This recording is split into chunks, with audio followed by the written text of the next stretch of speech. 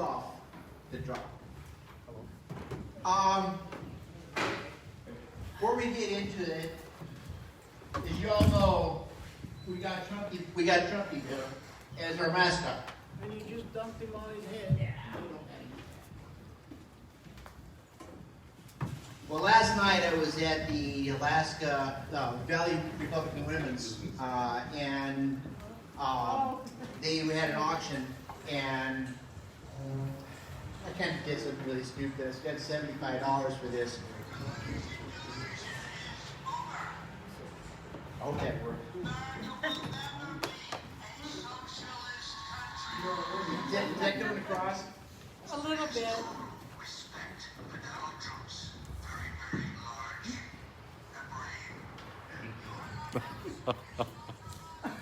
So, this is now with Trophy Bear. Okay. Who would like to lead us in prayer? Karen, go ahead. Dear Heavenly Father, thank you for this beautiful day. Thank you for gathering us together for the great purpose of leading Alaska to better days to come. Touch our hearts, touch the hearts of those that are listening, that we do the right thing. In Jesus' name we pray. Amen. Amen. Santa, as a good gyrene, would you please lead us? And we do the hand salute, sir. I pledge allegiance to the flag of the United States of America and to the republic for which it stands, one nation, under God, indivisible, with liberty and justice for all. Thank you. On the table back there with Tom, I brought in some masks that I got from DHSS. They got the Alaskan flag on them. They're a little on the small side, but if you want them, go ahead and get them. Also, Chuck has been so kind to put out some other ones that he got from FEMA. Actually, they're from Haynes Corporation through the Health and Social Services. Okay, so those are free for the taking if you wish. Like I've said, we're all adults. Make your own. Be responsible. Do what you think is right. That's all I can really say.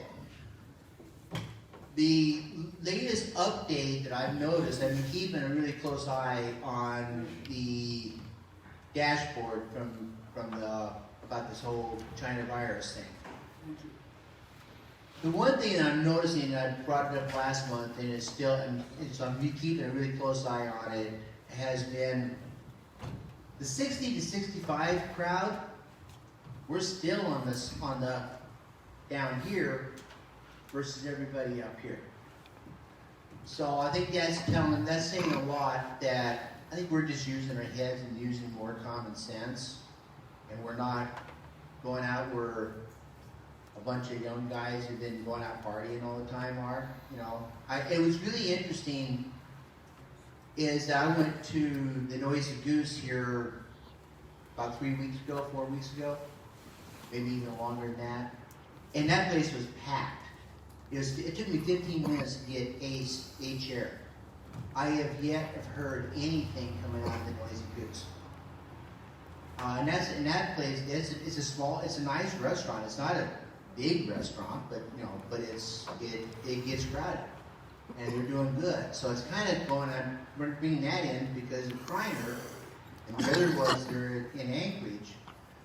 Although we're good Valley Trash, we definitely want to make sure that we support, our conservatives in Anchorage. And if you happen to be there, go to Reiner's, go to Big Dipper, some of these other places that are staying open. They're defying Comrade Ethan Berkowitz.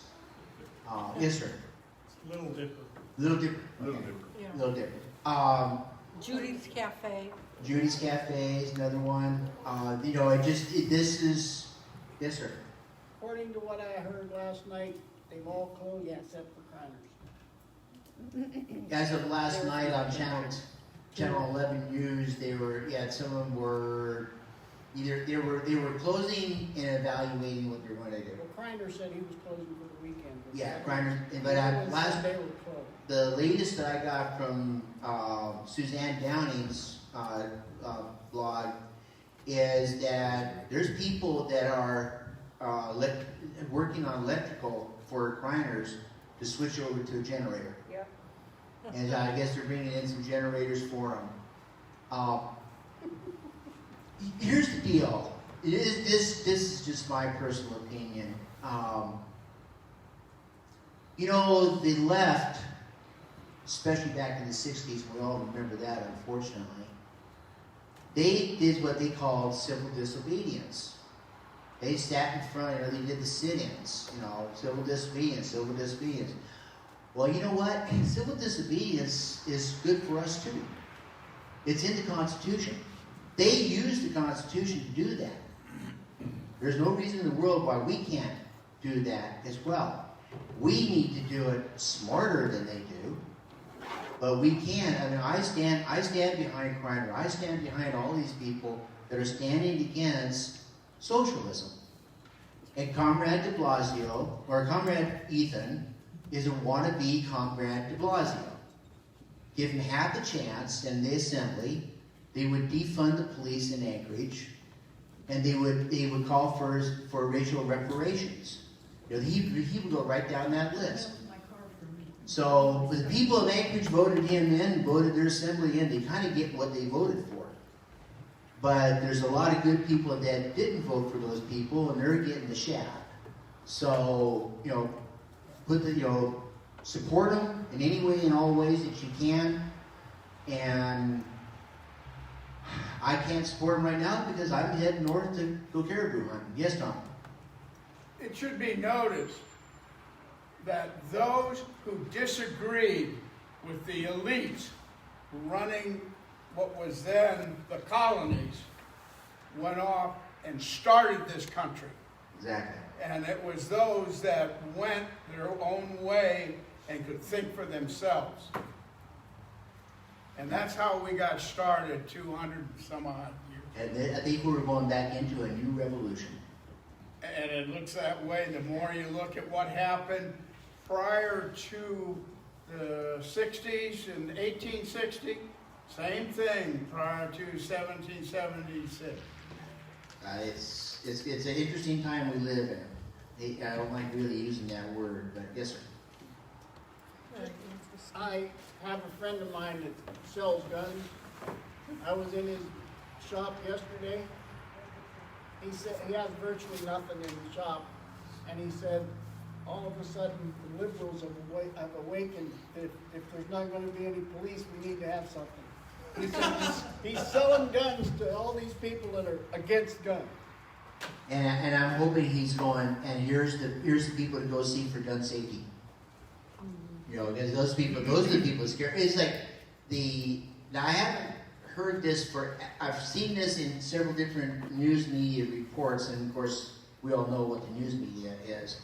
But I've read reports, I think it was from Breitbart or Daily News, that the couple down there in St. Louis, the pistol that she was using was an FBI prop. Yeah. It wasn't even a functional firearm. When they did the warrant on the house to get the AR, there was no ammo.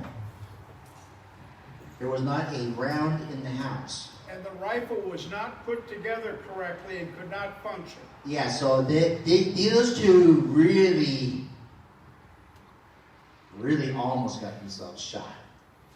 Using you don't bring a prop gun to a gunfight. That's just, especially when the other side, and I saw pictures of the BLM with AR-15s. They were armed. Anybody that tells us different, the fake news media, they'll say that they were a peaceful, unarmed group. No, they were armed. So it's going to get interesting. I know. I wish I hadn't sold my Ruger stock because I'd probably be really doing well. Okay, So, let's get this thing on. So, what we're going to do is I'm going to read a couple statements from a couple candidates that aren't going to be able to be here, and then we're going to get right into that. Tom, can you give me that list of candidates? So I'm going right down that. So the first one is from Stephen Duplantis. He writes, "My name is Stephen Duplantis. I'm a candidate for Alaska State Senate District L in South Anchorage. My opponent is Natasha Von Inhofe. I was born and raised in New Orleans, Louisiana.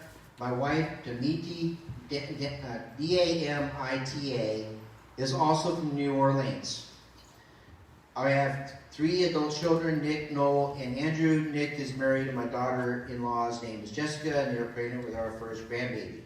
We came to Alaska via the United States Air Force in 1999, and then again in 2011 by the inescapable call of God. I worked as a missionary, pastor, sub-teacher, and I'm currently the kitchen manager, intern pastor at Little Beaver Crack Camp and Retreat Center in Big Lake. I'm running for Alaska State Senate because Alaska needs someone who will speak for them and not for the special interest groups who are currently controlling Alaska." The answer to his first question that we have on healthcare, and I'll read it here a little bit, says, "I believe the solution to healthcare is to move from the mindset that healthcare is some kind of right. It isn't a right, it's a responsibility, yours. You know smoking is bad for you, yet you smoke. You know drinking alcohol and eating tons of fast food are bad. You know not enough exercise is bad. All of that is on you. It shouldn't be laid on other individuals to pay for your bad decisions. Here's the solution to healthcare. Get a job and pay for it yourself if you need it. Take responsibility for your own health." Question 2 on education. Alaska falls in almost dead last out of 50 states in education, yet we spend a crap ton of money on it. We should all be number 1 with everything that goes into it, yet we don't. Head Start and early learning are glorified babysitting services. They'd be the first to go. Then I'd focus on consolidating schools. No need to have an overabundance of buildings and hardly any students. We aren't in the oil boom anymore, so our schools need to reflect that. No need to have 100 University of Alaska campuses located all around Alaska. 1 central school in Anchorage is enough with the amount of students we have. Change the administration and get people in there who care about students' education, not indoctrinating them or not in a position to get tenure and retire with comfort. There's a ratio of 2 students to 1 employee in the UA system. What's up with that? Streamline and make UA a viable competitor in the education field instead of job security for Uncle Fester. Please visit my website, Duplantis4Alaska.com to find out more where I stand on the issues. Thanks, and let's make the change. God bless you guys, Stephen. The other response I got was from Tom McKay. Tom's running against Chuck Kopp. He writes, "Sorry that I was not able to attend the event in Wasilla this morning. I'm in a full contact street fight down here with Chuck Kopp and have to be out working the precincts every day now. Yesterday I received a personal call from the governor checking in on my race. I cannot lose this kind of attention. Many people are counting on me to take out Kopp. It has to happen. Please give my best regards to the attendees and other candidates who are present. Maybe after the primary, if I'm successful, I will be able to come up and see you guys. Thanks for the invitation, and I hope it goes well. Best regards, Tom McKay." So that's what I've gotten from two of the 3 candidates in Anchorage. I never received an RSVP or response back from Cathy Giessel, Natasha Von Inhofe, or Chuck Kopp. So actually, I'm just laying out the facts. So let me ask a question. go ahead. Didn't Chuck Kopp just die in there? No, that was Kanawha. Kanawha. Okay, sorry about that. Different, yeah. Okay, so we'll start this from the Senate first. Mr. Lee. Yes, sir. Come on up, sir. The criteria on this is the following. You'll have 1 minute to use if you want for introduction. If you want to spend that full minute, you may cut it down to 30 seconds. I don't care what you do, since most of you've been here with us before. This next 2 questions, you got 2.5 minutes to do. You can spend as much time on one or the other that you want. The total is 6 minutes, period. After that, I cut you off at your knees. Okay? So, the questions are, first one is, and I've sent these out to all the candidates ahead of time, so everybody's had a chance to look at it and formulate their ideas. So I didn't want anybody getting blindsided. HHS is one of the 2 largest cost drivers in the state budget, and without getting under control, we are looking down the barrel at burdens and taxes. Understanding that Medicaid and other HHS programs all fall under formulas, how would you reduce the Medicaid budget and other HHS spending? Second question is, education is the 2nd largest driver of the state budget.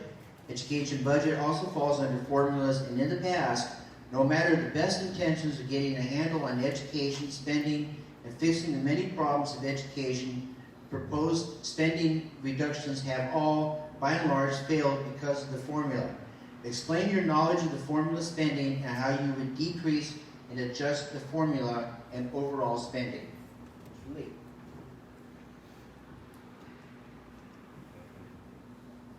Good morning, everybody. Thank you for your time, and thank you for this wonderful event. My name is Hwan Lee, and I'm running for Alaska State Senate in Greater Wasilla area. And a little bit about myself. Well, I was born in Ithaca, New York, and I grew up in Seoul, South Korea until I graduated high school there. And 24 years ago, I came back to America, and I studied computer science. And after that, I studied a little bit in graduate school, computational biology. And then I dropped out, and after that, I went to Los Angeles, California, and to become an actor. And then I got a computer promo job, and I joined the U.S. Army as a junior enlisted soldier. My job was electrician of helicopters. After that, I went to law school in Michigan, and then I came to Alaska 5 years ago. So that's my 1 minute. Okay. So healthcare, my solution to health problem is more like out of economics. So demand and supply. Okay. If there are a lot of demand for healthcare, and there's a limited number of doctors and nurses, will drive up the healthcare cost. It's demand and supply in economics. So how do we drive down the price? Well, we have to decrease the demand for healthcare. How do we do that? Healthy diet and regular exercise. Okay, so that will be my solution. And when it comes to, because in science, biology, our body is like a machine. So like car or building, so there are these ducts or these pipes that where water or air flow through. But so exercise, what it does is it pump out the heart, so the blood vessels, it cleans out all the waste that accumulates.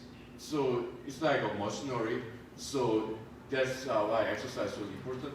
And healthy diet, I tell you what I do. In the morning is a strictly vegetarian diet. I eat tofu, beans, corns, fruits, vegetables. That's my breakfast. During the lunch and dinner, I eat meat, but I try to make it very lean. So, like when I eat beef, I boil it in water and I cool it in the refrigerator and I skim out all the fatty content on the surface. Okay. So that's how I cook my meat. And so I have some more time for health. Okay. I think that's a lot for health. Okay. So when it comes to education, it's like this. Education, I did K-12 education in South Korea. And so they're very Spartan, okay? So Korean education system is dual system where public elementary school, middle school, high school, it's all taxpayer money, so it's free. But on top of that, if Korean parents have disposable income, they send their kids to private school during the weekday nights and weekends. So it's all study, and there's no option to choose classes. Everything's mandatory. We learn everything. I mean, that's how it was back then. Nowadays, I don't know, okay? But it was very Spartan kind of education. If you do homework, we got physically disciplined. Like back in the days in America, like this pedal spanking, right? And yeah, Korea, they had that too. Nowadays, I don't know what they do. And also, so in high school, they separate boys and girls so that we study and we don't date. Okay, so it's gender separation, no dating, so no problem with abortion, because they don't get pregnant, they're all virgins. Study. So, how about education system in America? What I propose is this: universal bar exam. So I'm a lawyer, and so I took the bar exam. But in America, it's required that we go to law school first, and then take bar exam, and then we get licensed to practice law. But in Korea, they have bar exam, and there's no formal education requirement. Anybody who didn't even go to elementary school, they can study the law and pass it and get licensed to do law in South Korea. Okay, so but why limit ourselves, right? How about physics? How about French? How about mathematics? Bar exam. No formal education necessary because nowadays knowledge is free. Internet, Wikipedia, YouTube, knowledge is free. So anybody of all different formal education level, all different walks of life, if they have passion for German, they want to learn German. Let them study for free. YouTube, Wikipedia, or other websites. Yeah, and then they study and take this one bar exam over 2 days, and they get licensed for this German language. So that will be my solution. I have 15 seconds. 3 seconds? Okay, thank you very much.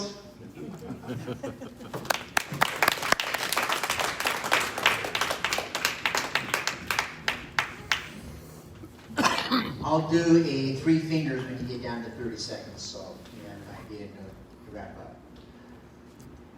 Stephen Wright.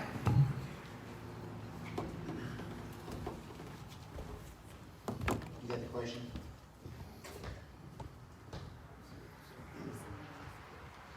All right, I'm Stephen Reiner, running for State Senate District D. We all know where that's at, also Big Lakes, Ellicott Bay, Port McKenzie, Point McKenzie. Anyway, and Meadow Lakes. A little bit about me, as an intro. When I went to kindergarten, when I was little, I went to a really small school in Wilbur, Washington. So, of course, I was born in Anchorage, but I started out where I was in the same class as my sister, who's 2 years older than me. So that's just a little bit of information. And I actually taught school in Hyder, Alaska for a year. We opened the school back up, and we had high schoolers, middle schoolers. I basically taught the middle school, and we had grade schoolers. So I got a full range of experience in all those areas. So to start out with, the first question was about healthcare. HHS is a large cost driver in the state. So I have some by the numbers because I like to look at numbers. Okay, one of the big cost drivers for healthcare is Medicaid. And Medicaid expanded Medicaid wasn't really in the budget until Walker put it in the budget back in 2016. So for example, in 2012, our Medicaid portion of the budget was $1.243 billion. Now, this year, it is according to the table of forecasts for spending on Medicaid put out by the long-term Medicaid enrollment spending in Alaska FY20 through 2040, it's $2.5 million, so it's doubled since Walker expanded Medicaid. So we have $1.2 billion that we're spending on expanded advanced Medicaid services. So where's this money going? Well, in 2020, we have $400 million in inpatient hospital, and we have $305 million in outpatient hospital, and we have 107.2 million in transportation. So, why is this a concern? Well, with the Tribal Health Care Initiative, part of the Department of Health and Social Services, they signed a lot of folks up for Medicaid, even though they qualify for the native care. So these expanded benefits are available to everyone, and their idea is to maximize expenditures for the providers. So that's where our money's going, is reimbursements. The goal is to prop up the providers, so we have those services that Hunky was talking about. So what's the projection on that? Well, according to the 2040 projection, instead of $2.5 billion, we're going to be at $6 billion by 2040. You heard the legislature talking this last session about wanting to grow our permanent fund dividend to $100 billion so that they can forward fund the government. I think that's one of the reasons why Stedman and some of these other folks transferred $5 billion recently, which they couldn't pay us a full dividend, but they could transfer $5 billion back into the core of the corpus of the account. So we have to be concerned with the accelerated high cost of Medicaid services that the federal government has reduced spending on and the states increased spending on over time. And my big concern with the legislative, the way the legislative agency, our current legislature, used to have a pretty color chart. But since Medicaid's grown so much, they stopped using this Medicaid chart. In fact, I got an email back from a lady who said, so obviously we didn't make this pie chart since 2012, but provided the data to the contractor, and the Fiscal Policy Committee had back to 2011. So I had 2011's information. They said, should I send him a report with funding details by agency? My hunch is he'll be mad, but oh well. And this was from Kelly at the Kelly Cummings from the finance. So they no longer spend the money to make simple pie charts because they don't want to show you how much you're spending on healthcare. Okay, now education. Back to education. How much time do I have? 140. 140. Okay, with education, you're going to hear a lot about student-based allocation. Well, smaller schools have to have a minimum of 10. So our students in Hyder, we had to have 10 to qualify for a school value of 29 students. And that was in Southeast Island School District, which we had 4 school districts in Southeast.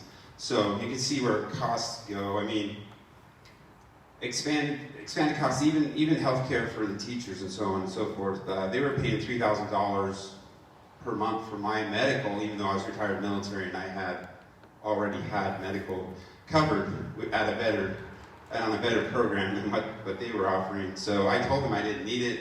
They kept me in the pool. So it costs the state. These things cost the state. So there's a lot of cuts we can look at and make. What is the base student allocation? Based on, it's a complex formula. It's called the school foundation formula.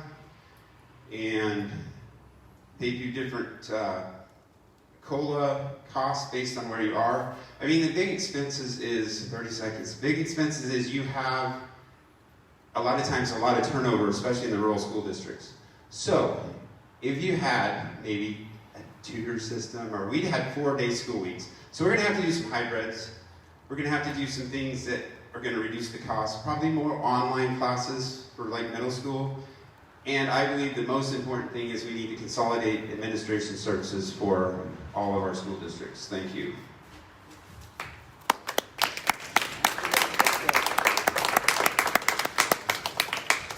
Well, you took off with all my papers.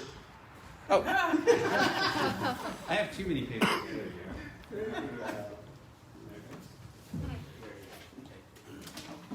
I was afraid that was right.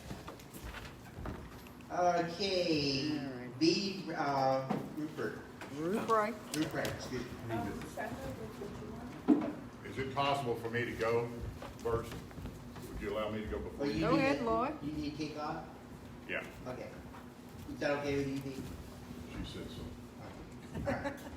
Give me signals for, I'll give you, just give me signals. just the minutes? Okay, hold on a second. Go ahead. Go for it. Thank you. My name's Lloyd Thurman. I'm running for Senate Seat D, which is for the House would be District 7 and 8. So I was the chairman of District 8, but I wasn't happy with what was the options that were there available for the public. Therefore, I chose to throw my hat into the ring, and on the last day, there were 4 people that signed up for the process of running for the seat. I was a former Marine, flew for them, and was also a payback from the Marine to the Navy. I was an advanced jet instructor for them, flew for the airlines as well, and stuff all over internationally. I'm the one true conservative that's in the race. I am hardcore in that. I do believe in working with people and trying to negotiate with them, but the bottom line is whenever they're trying to steal our monies, that just isn't right. So, of course, I'm for the PFD, and I've been working with other organizations that have been trying to get the people their own right money again. Second Amendment, of course, I'm for that. This thing called the binding caucus is absolute insanity. You know, and for the people who are part of that, and one of my opponent, David Wilson, he is part of that process. It means that the people's vote does not mean anything. I've been in Alaska for 32 years, and I guess that's enough on the personal things. Concerning the health, I've talked with several people, and they have been in the healthcare system, and they say there are so many ways, there's so much squandering that is going on that is pathetic. I know that in the military we would see things of where that if you didn't spend the money before the end of the quarter, then you lost it. So therefore, all of a sudden, you know, it's everybody's taking cross country because we've got to burn up the fuel because we won't get it when we may desperately need it the next quarter. I mean, it's nonsense. Why don't you just have a reserve that's there, and then if you had to dip into it, you could get that. But concerning the health, getting back to that, it's the 2 most overbloated portions of our budget that we have. It literally goes off the page. It's so extreme of what the expense.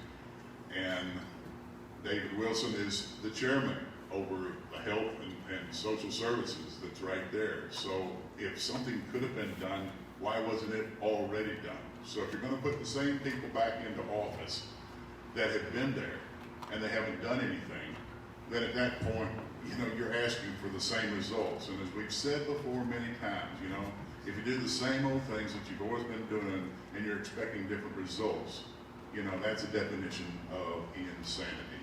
So you're not going to get anything different. And what's going to happen is the expenditures, we're already starting into this year, $1.5 billion behind. They've already spent all of the reserves. The reserves are all gone, and they've squandered, I believe, in the past 6 years, about $17 billion. Now, I don't know how about your personal family budget, but that's insanity. I mean, you cannot, it's a simple rule. You can't spend more than you make. And so the bottom line is, we're starting into that. So what's going to happen? $1.5 billion behind starting in.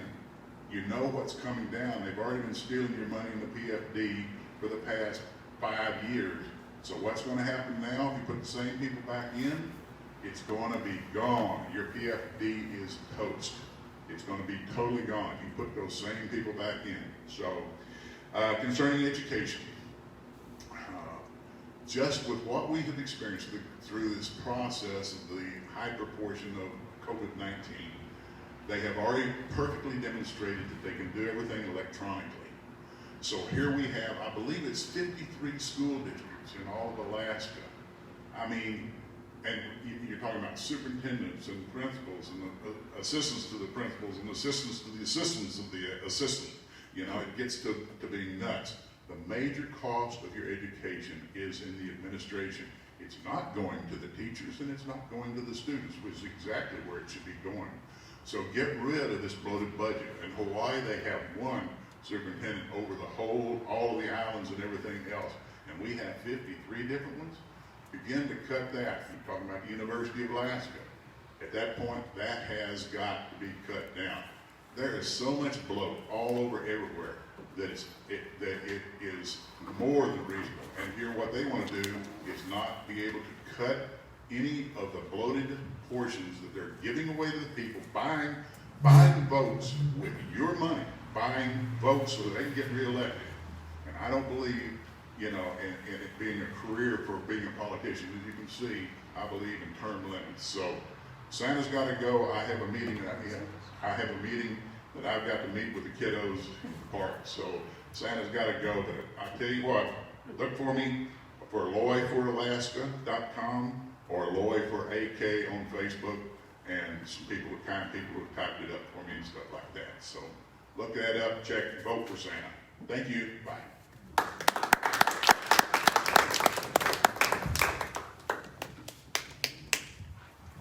Okay, B.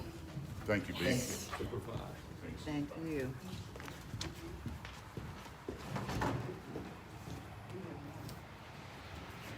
Hello? Just 30 seconds. Okay, gotcha. Let me restart. Okay, go ahead. Hello, my name is B. Rubright. I'm a Republican running for Senate seat D. And I have done some things in the past. I've been politically active for 25 years. I'm going to just read off my paper or else I forget things. So put things in there. I was Republican Party Secretary of District 9-7. Like to say 7 or other people get confused. That's the Greater Wasilla Area District. I was also I think it's a delegate to convention for the Republican Party, Matsu Republican Women's Club officer. I was also one of the very instigative and active members of that Conservative Patriots group where I supported the Second Amendment, and of course I was right to like volunteer, and of course with the Patriots group supported smaller government. I also was the chair of the Wasilla Parks and Rec Committee and the Wasilla Trails Committee, so I put some time here. So I want to get on to my questions now, because they are handy. So, first one, Health and Human Services. So, we're in a world of trouble, as Stephen Wright pointed out, with our budget projected to be to $6 billion by 2040. So what we did is we accepted the Obamacare, or that administration did under Walker, and that is actually a form of Obamacare, because people that are able-bodied and this and that, if you are 36% over the poverty level, you get to be on Medicaid now. So I just want to let you know where that cost was coming from, and that's actually what this program is. That's what's increased our cost, and also it's going down to 90%. At first it was 100% covered by the federal government, and now it's down to 90%. So anyway, my first thought was, I was just researching and said, how do we get out of this? We just can't get out of this. This is so horrific. I mean, we're talking about our shortfalls of our revenues and everything else, but this growth of Medicaid is just something that is overwhelming, actually, and eating up our entire budget. I mean, it's going to be eating up a huge percentage by 2040. So what can be done? One of the things that might be looked at, since it's our contract between us and the federal government, is to possibly get a different share with the Native Alaskans. And this does not reduce their coverage at all. And in fact, they are about, I think, well, my last thing that I read was like 2/3 on the Medicaid, but I don't believe that's the 2/3 that are on the 38% over the poverty limit, because most of them are out under that. Okay, they just happen to be on that. And but we could work with the federal government to get a different share, so possibly paying less there. That could be a significant savings. The only other savings that I can see is that we have to be really careful about what's going on there. Now, there has been some reductions. I have a whole list of things that we've been trying, and that is, they tried an explanation of benefits online. That didn't work, probably because a lot of the people that are on here, being in the private level, don't have their computers or whatever, so that didn't work. But the telehealth, there were some savings there. There's the fraud, waste, and abuse, where I believe there can be a lot more savings there. We need to audit that. We need to keep that under control. There's home and community-based services. It's always cheaper to have people served in-home than in institutions. So that's another savings. So I really, let's see what else was on there. Use of generic drugs, preferred drug list, pharmacy payment reform. There's a whole list of things that are being done, and they can continue to be tweaked to our savings. But as it stands right now, the only help that we can get with that is with the federal government. I mean, if we're going to see significant changes, and that's all I can say about that. So, now going on to education. So,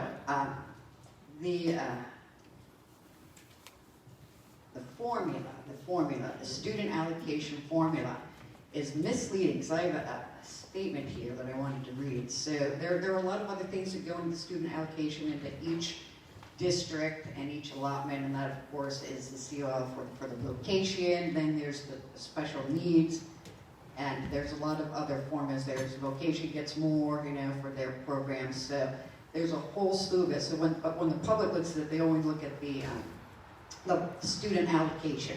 That's what they're looking at, and they don't realize that all these other monies go into it. So there's often hue and cry. We do not have enough money, but they haven't really realized how much money is actually awarded to each school under the student allocation. So where is my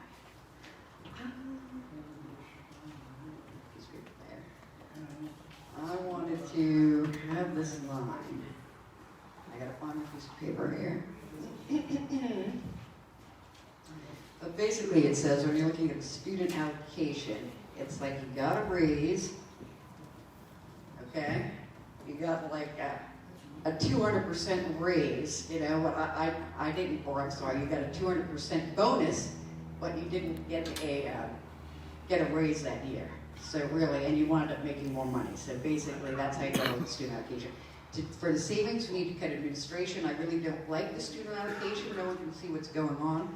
I think every school district needs to be, every school needs to be handled by the principal and the teachers and the money allocated there. They have their budget, and like someone else mentioned in Hawaii, that they present that budget in that respect, and then we can really find out what's going on with administration. Cut out administration.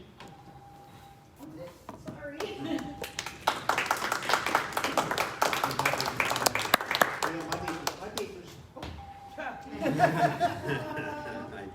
Mike, you better take that with you when you leave.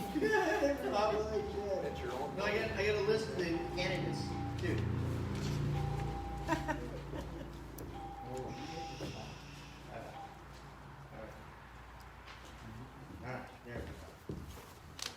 Okay, so that's for all the senators. I know I can tell you that David Wilson and David Eastman aren't here because they're at Gary Knopp's funeral. That's why they're not here. So, like I said, I contacted Von Inhofe and Stephen Duplantis. Stephen's already given his statement. Contacted Cathy Giessel and Roger Holland. And also, I had to contact Democrats as well, and I got no responses. I got one email response from the Democrat, and it was pretty nasty. So, Christopher Kurka.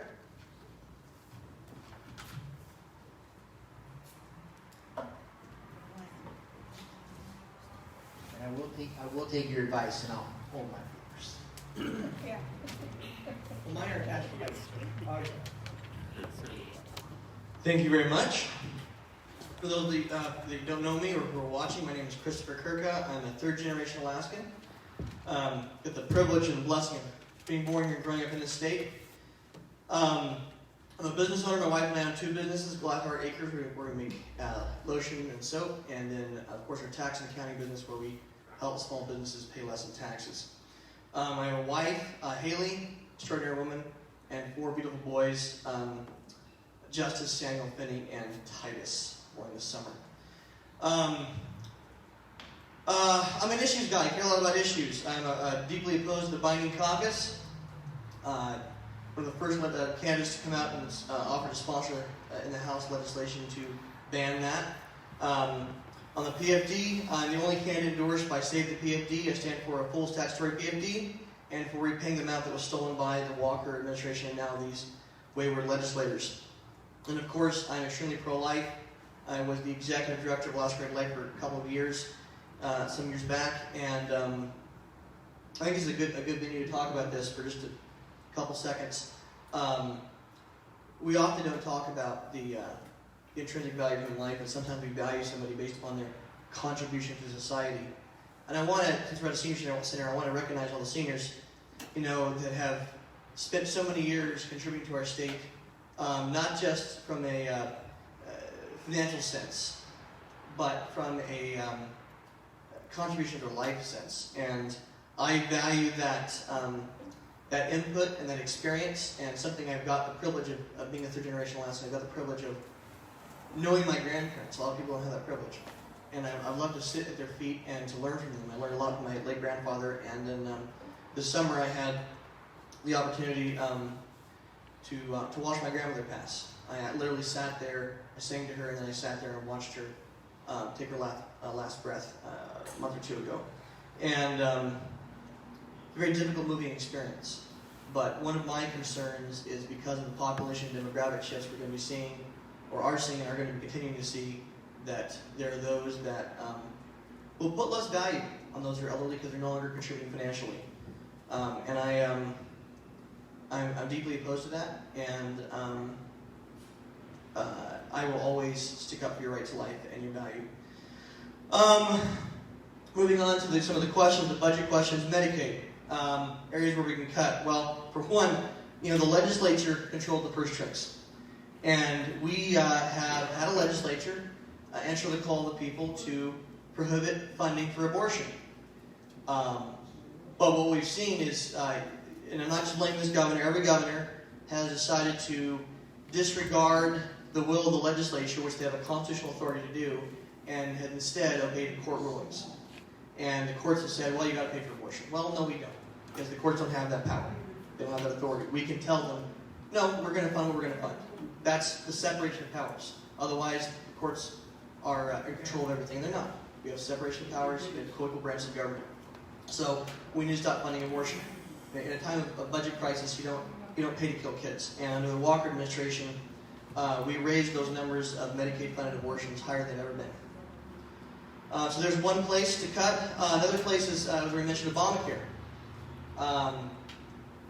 Grew Medicaid extremely, and we need to get out of that. We forget that it was so bad, the Medicaid expansion of Obamacare, that it destroyed the healthcare industry in the state to the point, from a financial perspective, that all the health insurers left. One was left, and they were going bankrupt. And so that we could say we still had healthcare, the legislature, I forgot the number, it was hundreds of millions of dollars, I thought, bailed out. Our legislature spent our money to bail out a private insurance company so we could keep Obamacare in the state. That's got to stop. We've got to get rid of Obamacare. We've got to roll back the expansion. We can't afford it. I know I'm going to tick some people off, but we've got to roll back. We've got to get out of the program. There is a segment, this applies to education as well, there's a segment of, and it's not just the segments, most all bureaucrats have an addiction to federal money. And often that federal money costs us more than it helps us, because it comes with strings. And real quick on the fraud issue. I was talking to some legislative aides and some inside information. I can't reveal my sources, but there was an informal investigation into Medicaid fraud more than 10 years ago. This is before Obamacare expansion, and it was estimated, based upon their informal investigations, this is not absolute facts, but there could be as much as $100 million of Medicaid fraud in the state. And think about that from a business perspective, not just from us taxpayers being defrauded, but if you're running an honest business and your competitors over here committing fraud and getting extra money from Medicaid, it is a messed up system. We have to look into that. We have to cut that out. So moving on to education, the same thing. Is that 3 seconds, or was it 30 seconds? Thank you. Same thing applies with bureaucrats. They will bend over backwards, and sometimes not all bureaucrats are bad, but there's a segment in Juneau at the Capitol that their obsession is with getting federal money. And even if I have to hire, more people, and it's going to take up all the money to do it, it's almost a religious thing. You have to take the federal money regardless of the consequences. And so Those federal restraints cost us. I heard that in Anchorage over a 10-year period, they hired 1,000 administrators. And that's, I think, the root of the problem, the administration. Thank you for your time. And please vote for me on August 18th in District 7. Okay, I've got 3 initials for State Senate Representative for State 7. Chris, Lynn, and then there was Robert Yunt. So I told your staff that Robert has withdrawn. It's Right. showing on the Division of Elections, and I guess you guys didn't pick that up, and so Okay. your staff. Okay, I is just the one saw who- initial next to it. so Yeah, I didn't know he there was- initialed. Okay, okay. Yeah. All right. So Lynn, Yep. Got my notes. Got my notes. Back of a napkin. that's how you do your budget, right? Hi folks, my name is Lynn Gaddis and I'm running for State House 7, and that's the greater Wasilla area. And I was raised here in Alaska. I'm older than 35 years old, so I have seen a lot of changes here in Alaska. I was raised before we had oil, during oil, and I'd like to say we're still during oil. I want to add and preface that I'm a no on ballot measure 1 in case there's anybody in this room that doesn't understand where our money comes from. We have gotten it from resource development, and I would very much ask you, when you go vote, remember ballot measure 1 is not a good ballot measure for the state of Alaska, and certainly for Wasilla. That being said, the questions were in regards to Medicaid and quite frankly, our 2 largest budgets. So Medicaid, I was on finance, and it was a special session in Anchorage, and I voted no for Medicaid expansion. Fortunately, we had a majority that also voted no. And if folks followed that, they'll remember that the reason that we voted no is that we did the actuary. We could forecast. And anybody that has a business like mine, we know that if we keep spending like this, we can't afford to. And there was incentive for us, for states, to okay Medicaid expansion, but at a certain point, the feds, stopped paying us, and we had to pay for it. And we knew that we couldn't afford it, and we know it's even tougher. It's tougher, you give something to somebody, and then you got to take it away. It's real tough for politicians to do that. So there's a whole bunch of reasons we should not have started it. I did want to mention the hundreds of millions of dollars in that I was in the legislature at the time. It was 50 million, Chris, but I did vote for it, and it was tough to vote for it, and here's what we have. We had a private insurance company, and like he did say that they've gone away, but we have some astronomical care that we as the state of Alaska give under Medicaid, and we found that it was cheaper to buy insurance for it than it was for us to self-insure.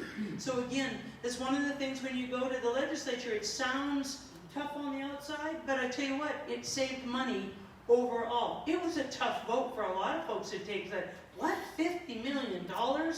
But it's better that than self-insuring and paying a heck of a lot more. We have some people here in the state that have some really expensive diseases that the state are paying for. That being said, I passed a couple bills that I might have been before my time, and one of those was telehealth. It was a telemedicine bill that I took and it took 4 years to pass each and every chunk, and thank goodness we have it now under this COVID situation. I see that President Trump has passed under executive order the same thing for Medicare. We know it's cheaper, it's common sense. On some of the little things that we don't have to go and we can utilize telehealth, it's a smart thing. I wished I had had it when I was a young mom, that I could call up the pediatrician, say, here's the situation, take a picture with my camera, take a temperature of the kid, and the doctor says, yep, he's got a whatever. And so we didn't have to drive to Anchorage, sit in the waiting room, etc., etc. So it is cheaper. There's some ways that we can incentivize good behavior. We have a lot of state employees that still don't use the telehealth, teledoc, and under the state system it's teledoc, that they still don't use it. Why? Because what's the incentive? So there's a lot of things that we can do as legislators when we go back to Juneau to say, you know, you guys, we don't have the money. You either do it this way, or you don't have that particular option. So, you know, we need to do more. I also passed a bill that seemed, again, rather common sense. I couldn't believe that in Alaska, when people were on Medicaid, that everything that they got would have to be by law, brand new. Wheelchairs, walkers, all had to be brand new. So I passed a bill for durable medical goods, that's what it's called, those things, that as long as they work, we can pass them down. We can use hand-me-downs. So, you know, we don't have all these storage places, you know, and Salvation Army, whatever, filled with those type of things, because they are getting new things. So we know that. Fundamentally, we're from the generation that we passed down, or we had hand-me-downs. So I think there's a lot of things that we can do in Medicaid. I think block grants are another way, working with this president on how we do and how we say, hey, you know, we'll be willing to look at block grants rather than the Medicaid expansion that we have. So, and how we interact that with the tribal health. That being said, I think education was the next thing. How many minutes do I have? Less than a minute. 1 minute. I have the education budget, and I'm pretty familiar with it. I also did a statewide task force on what some of the things are. Some of the things we intrinsically know. Some of the things when we were kids, that's how we were raised. I went to school in a 2-room schoolhouse in Gakona, Alaska. Didn't have a lot of fancy things. Online, that time we used correspondence. Same thing. Online courses are going to be and COVID I think has helped us. So I think we open that up, we can have a lot of opportunity within online and homeschooling. So with that, thank you. I'd like for you to vote for Lynn Gaddis for State House, and you can find me at gaddisalaska.com in case you want to donate any money. But thank you very much.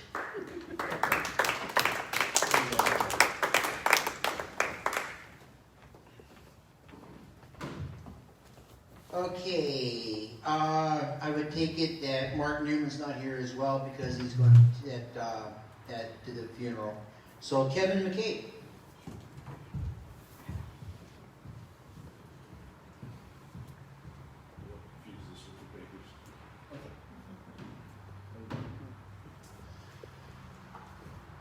Good afternoon, or good morning, whatever it is. My name's Kevin McCabe. I'm running for House of Representatives for District 8. I'm a conservative Republican. I'm a retired Coast Guard, current 747 captain. I'm pretty used to solving problems in the short term or the long term, depending on what they are. I live in Big Lake with my wife Lynn. We've been in Alaska. I've been in Alaska 40 years. She's been in Alaska since she's 2, so I won't tell you how many years that was. So, Smart man. So I have a question. This question's been percolating in my mind for a while. That question is why? Why have we spent $17 billion of our savings with nothing to show for it? Why? Anybody? Nobody knows. Why? What have we spent it on? No new power plants, no new bridges, no new roads, no new infrastructure. What did we spend the money on? So maybe that's the second question. What? Why? And of course, who? Who spent it? The legislatures of the last 6 years. So that's why I'm running. I want to solve that problem.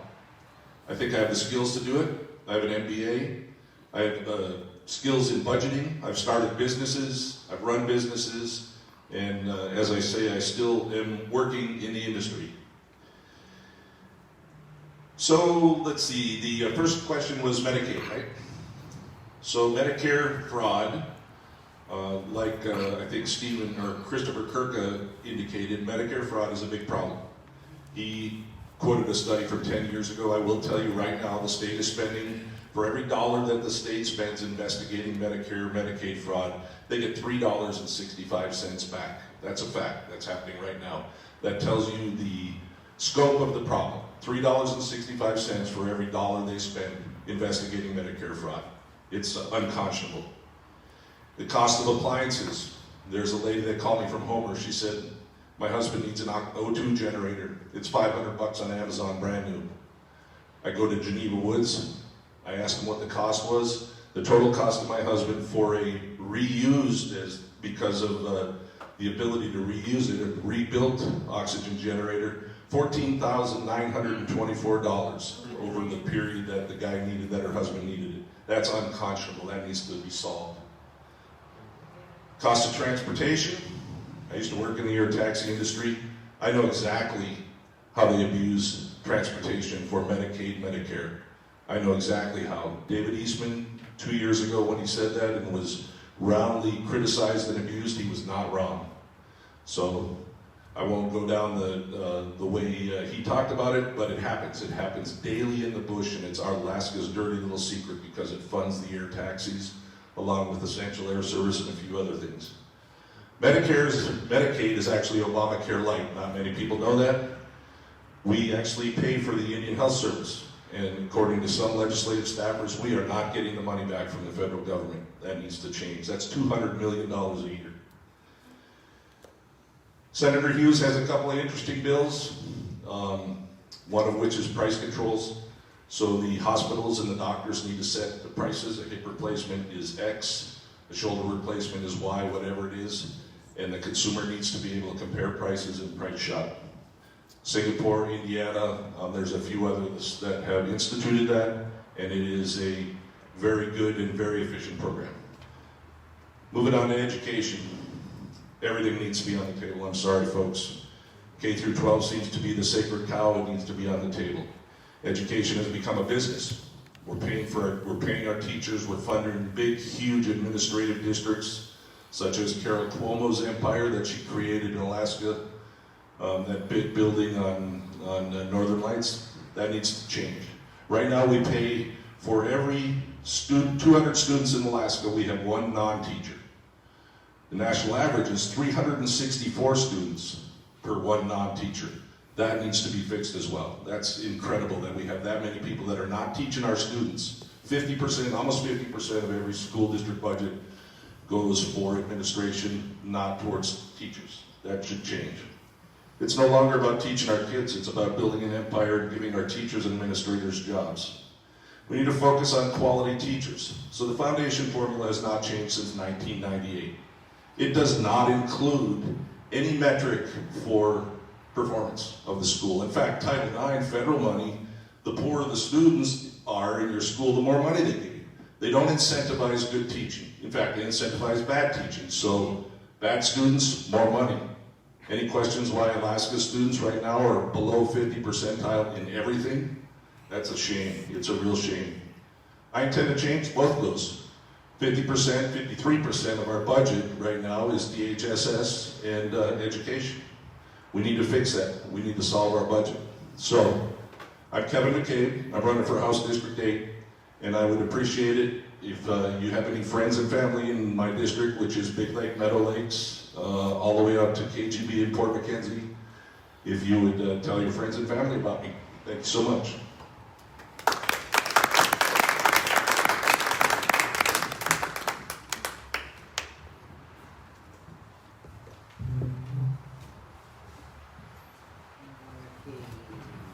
Neither George Rosher or LD is here, and the Democrat that's on that didn't show up either. So that's District 9, District 10. David Eastman's not here. Jesse Sumner is not here. State Representative 13. Sharon Jackson is the only one that showed up. Oh, and just so you know, the person I got a nasty email back on was Mr. Kantz, who's the Democrat turning against Sharon. So, Sharon. Read it. Read it. I don't have it with me. I got it. He wasn't, yeah, I said it for Sharon. Let's just put it this way. He was upset because we weren't social distancing and wearing masks and all this bunch of good stuff. That's why he refused to show. And I saw it. Yeah, Tom saw it too. It was awful. And we were reasonable in our answers, but we didn't attack him back. But anyway, Sharon.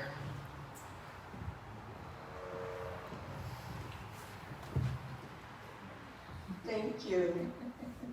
And I do have a primary. Kim McCarty, did you send an invite? Yes, send him too. Okay. May I ask permission for us to do a moment of silence for our colleague, Representative Gary Kopp, as we're speaking in now, his service has just started. So if we can just take a... We do your time. Thank you.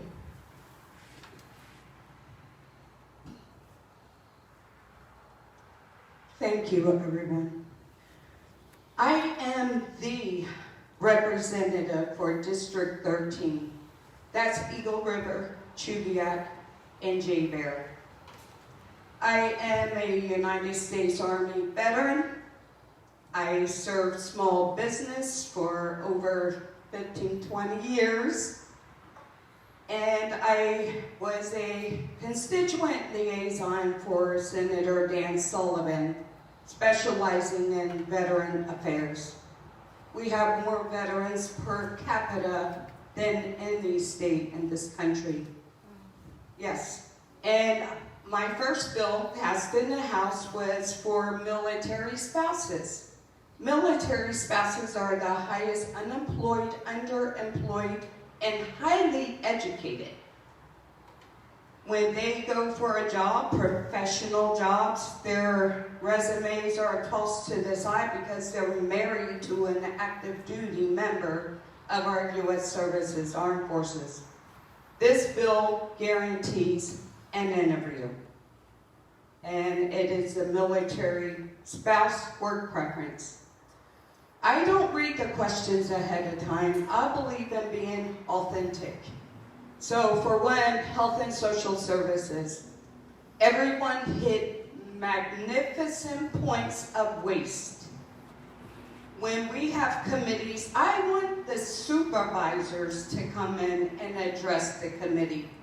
Those that are working on the ground can tell us exactly where money is being wasted.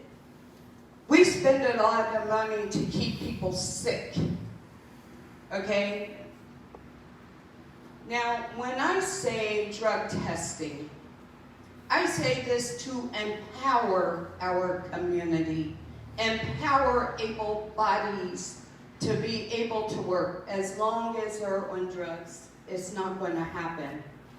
So I'm going to mix this with stimulating our economic development. I am currently working with Peachtree Diagnostic Labs.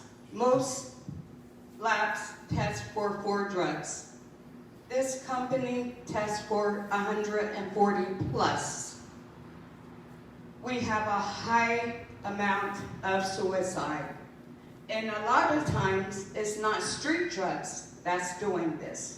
It's mixing different medications that doesn't work well with their bodies. With this diagnostic lab, they will be able to read that.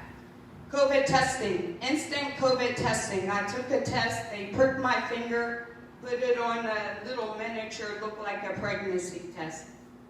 This test tells you within a few minutes if you have COVID or if your body has antibodies, meaning you had it or your body is fighting it. So it tells you if you're asymptomatic, okay? So there's not only that, they're moving into Eagle River. We will be hiring 150 plus employees local.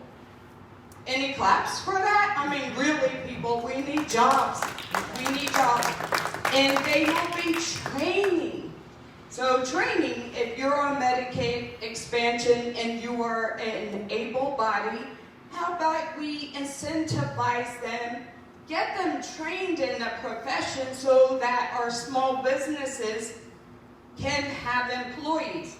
Why not give our small businesses an incentive, tax incentive, to hire these employees? And then our corrections. Why are we spending money on prisoners when we can be making money on those that choose to be in one place for however long? I know my time is short. I want to show you something. I love the history of our Constitution and all that. You will see me carrying my water bottle And this is Joseph Reiner. Joseph Reiner was the first slave that served in the House of Representatives in Washington, D.C. He was the first African American that was the Speaker of the House. I am the first American Republican woman in the history of Alaska in the House. Why do you want me gone? Am I too conservative for you? I'm just asking. I'm just asking. I do what I say I'm going to do. And education, this is quick. This is a great opportunity for our parents and our students to have choice and school choice, right? Let the money follow the students. Let's get the little red schoolhouses back. We have homeschoolers that's been homeschooling for years. Take more students, okay? Teachers that are laid off, we didn't hear anything about a pink slip. There's jobs. Hire the teachers directly. They're in university, eliminate statewide, and have 3 chancellors addressing the Board of Regents. I am the House Representative for District 13, Sharon Jackson, JacksonForAlaska.com. Send me back to Juneau so we can do your work now. Thank you.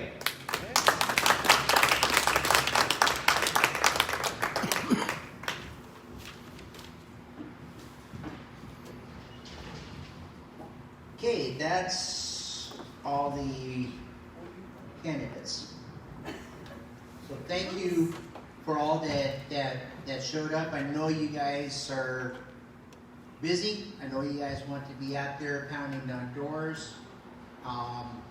We had 20 people here today, so it wasn't as good of a turnout as I'm hoping you have. For those that are here, please pass on what you heard today.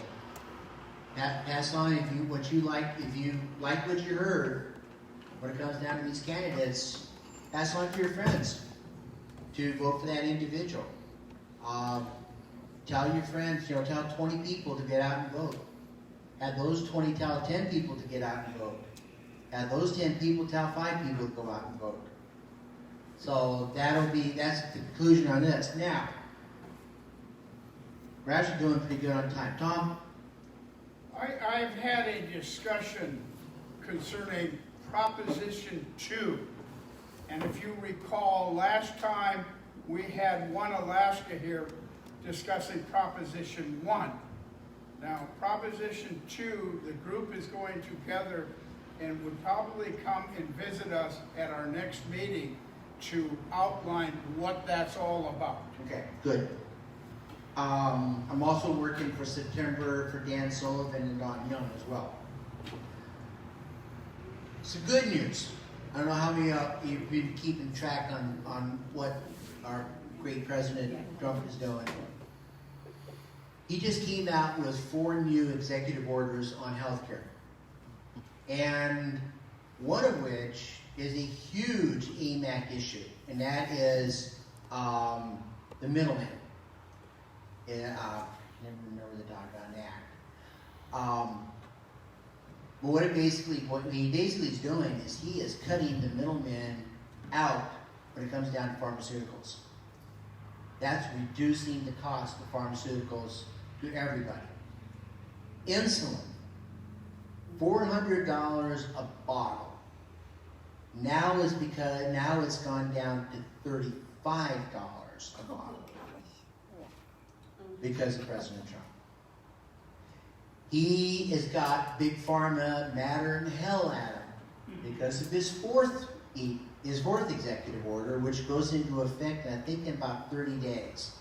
Big Pharma's got 30 days to get their act together, or it's going to happen. What that is there's called most favored nation. So if Germany has got a drug that they paid 10 cents a pill on, in America, we paid $2 a pill. So what this executive order will do is, if Germany's paying 10 cents, we're paying 10 cents.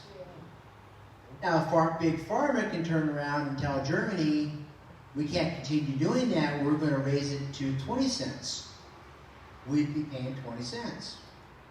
We're still at $1.80 in the good. So Big Pharma is all upset about that. Our nemesis, AARP, were huge when it came down to being for Obamacare. AARP is in the pocket of Big Pharma. I have not heard what AARP is saying about this. I'm betting that they are siding with Big Pharma on this. The other one of the executive orders he did was the Transparency Act for hospitals. So if you're going in for, I'm getting ready to go in for a hand surgery, and I'm going to be using Medicare and TRICARE for life for it. I can now go into Valley Hospital and say, I want the cost on this hand surgery. I want to know ahead of time what that cost is going to be.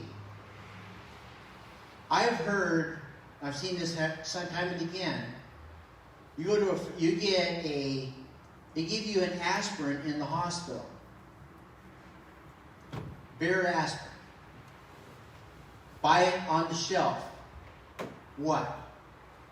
0.05 and 1 cent per pill, maybe? I'm just throwing out a number. That when you get on that list of your expenditures, that one tablet is $5. I'm throwing out some numbers, but it is that outrageous. So I think that what he's doing on that, and the hospitals are raising 10 ways of help, and they filed a lawsuit against the president, and he's winning. So this is what President Trump is doing when it comes down to Big Pharma, when it comes down to cost of medication, of medicine, for all Americans. It doesn't matter if you're a child born right now, or you're a senior at 105 and in the hospital on your deathbed. He is working to make sure that the people get the best quality health care that they can get at the lowest possible cost that they can possibly get, so we're not,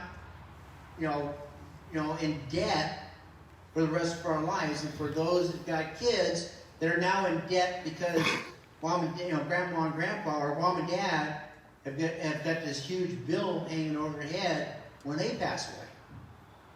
So, you just keep an eye on what the president is doing on this, because it's huge. As he says, it's huge. I can't say enough good about President Trump. I really can't. If somebody asked me, I know Sean Hannity the other day, one of these guys was going to New York City, and they were asking New Yorkers if they could identify one good bill that Steve Joe Biden has done. One good thing that he did. They can't.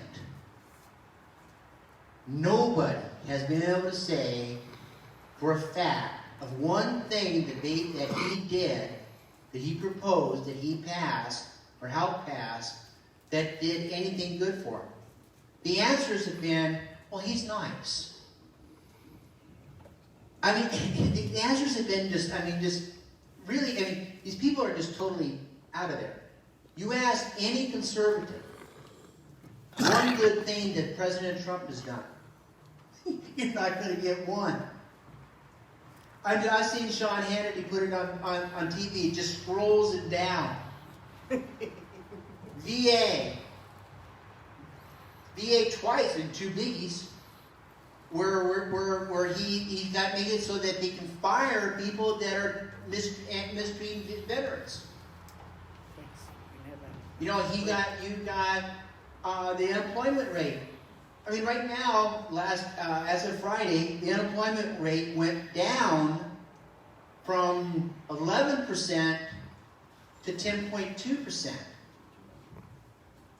With the China virus still going on, with Comrade de Blasio, with Comrade Como, with the governors, these Democrat governors that are shutting down their economy, California shutting down their economy, and impacting those people that are trying to work that can't work and keeping that unemployment rate at 10.2%.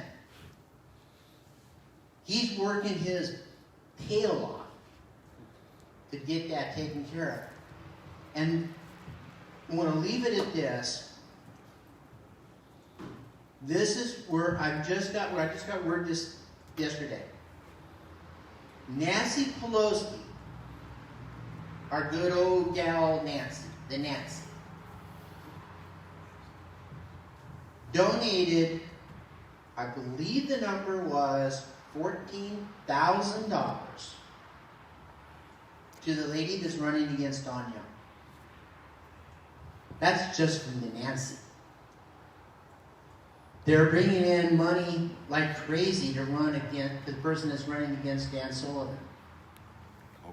The Democrats, the socialists, I won't call them Democrats, the socialists see Alaska as two key changes in the Senate and the House. And they are coming after Alaska votes. And they think that they can do it by buying Alaska. I can think about some history of Alaska, and I'm not a big fan of Sarah Palin by any stretch of the imagination. Although I supported her at the time, I think she was probably one of our worst governors we've had in my memory. But one thing that Sarah did when she ran against Frank Murkowski, Frank, I think, when he ran against her, he was outspending her 2 or 3 to 1, and she whooped him. When Tony Knowles ran against her in the general, I think he outspent her 5 or 6 to 1, and she whooped him. So money doesn't make it. I know there's talk that Von Inhofe is going to get it because she's got all the money. Maybe so. But she's got a guy that's running against her that may just show that money doesn't count. So yes, money does count. If you have a candidate that you want to support, 5, 10, 15, 20, 100, whatever you want to get to them, that's radio time. That's TV time, maybe. That's newspaper print. I mean, I don't know what the cost on a full-page ad in the paper is. It's got to be outrageous, especially the Alaska Democrat newspaper. But get out there and support them. Get out there and knock on doors. If you got a candidate that needs help on knocking on doors, volunteer. Get out and knock on doors. And I'm not saying Republican, I'm not saying Democrat, I'm not saying independent. I'm saying candidate. Because we are nonpartisan. We have to be nonpartisan. We are 501c4. We have to be nonpartisan. But if you have a candidate that you really fully, strongly believe in, support him. Tell your friends to support him. Get 20 people to vote. Get those to get 10. Get those to get 5. And we can take back the state of Alaska away from what's been going on. So that said, September 12th is our next meeting. I have said I am working on trying to get Don Young. It's potential right now that it's probably going to be by video. Don't know exactly where we're going to be at. It may be here again. Depends on this China virus. Because Tree Senior Center is still shut down. Palmer Senior is still shut down. God only knows what's going to happen in September. So we may very well be here, but it's still going to be September 12th, same time. Hopefully Dan Sullivan might be here, Don Young. Might be able to get these folks in for on ballot measure 12. So it's going to be potentially it's going to be a full day. So if you look around, we've had bigger turnouts than this before. Bring your friends in. If you got conservative friends that have never heard about AMAC, tell them about AMAC. Tell them that we've got a chapter here in Alaska that is standing up for conservative seniors. And it's working because the last number I just got from AMAC is we are now at 7,600 members statewide. When I first started this chapter, we were at 4,500 statewide. This is not from me. I didn't jump that up. But people are hearing more about AMAC. Tell people about AMAC. Get them to join. Because the more voices that we hear, then Kevin and Lynn and Mr. Lee and Mr. Wilson and Eastman, whoever, they listen. Because when I call up and I testify as the president of the Matsu chapter of AMAC, I am not afraid to say that AMAC has got 2.4 million members, and the state of Alaska has got 7,600, and I am speaking for our seniors, and they listen. So wish me luck today for my drive up to Steese, and wish me luck on Monday to drop himself a nice big double shovel skirt boot, and have yourself a great day. Mike, one thing you're talking about the money going against our senator. That Lincoln, what's the name of it? Lincoln Project. Lincoln Project, that is an anti-Trump, and it's not a Republican group. No, that guy, Well, they're Bush Gross Republicans. is his name. They are Bush Republicans, a good chunk of them.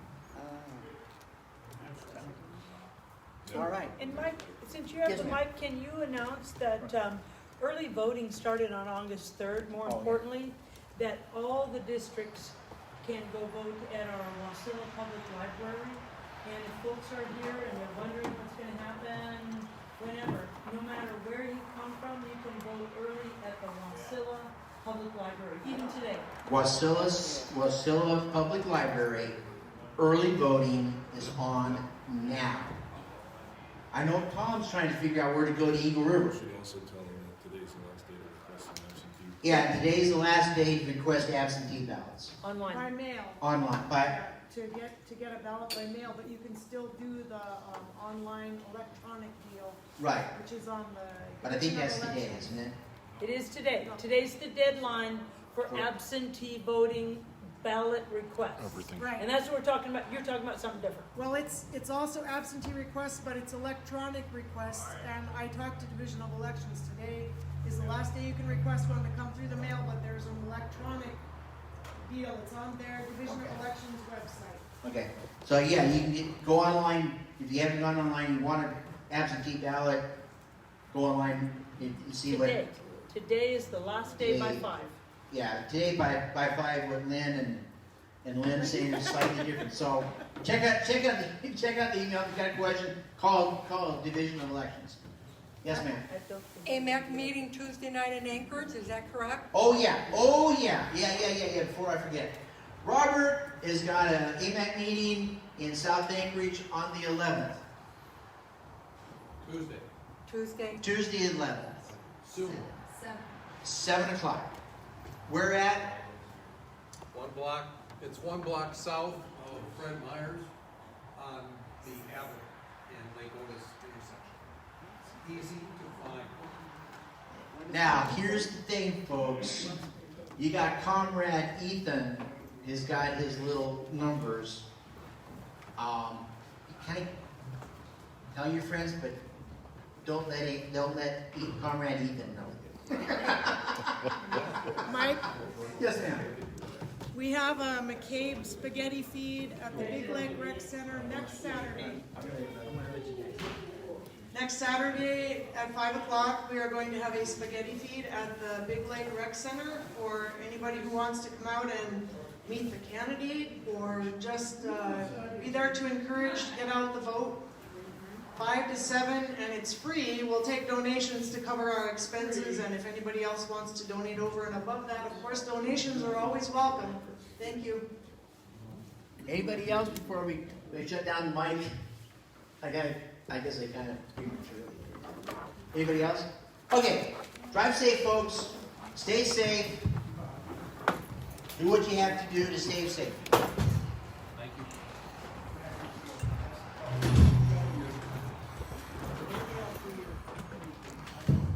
We're going to end this live stream right here with Trumpy Bear. Thank you all for tuning in for the AMAC Meet the Candidate Forum that they have had today. As always, Facebook squeals on you if you don't share, so don't forget to share. And if you happen to be sitting near a computer or on your phone, type in politidic.com, politidick.com. Click that donate button. Every penny that you guys could help contribute towards the cause is greatly appreciated. I am using that money to keep expanding our content, making sure that I can make every single forum that I can possibly get to, and make sure that you, the audience out there, are well informed on what's going on in our political environment, uncovering the dirt and exposing what our politicians and mainstream media do not want you to know. Once again, don't forget to share. Facebook squeals on you if you don't share. Have a great day.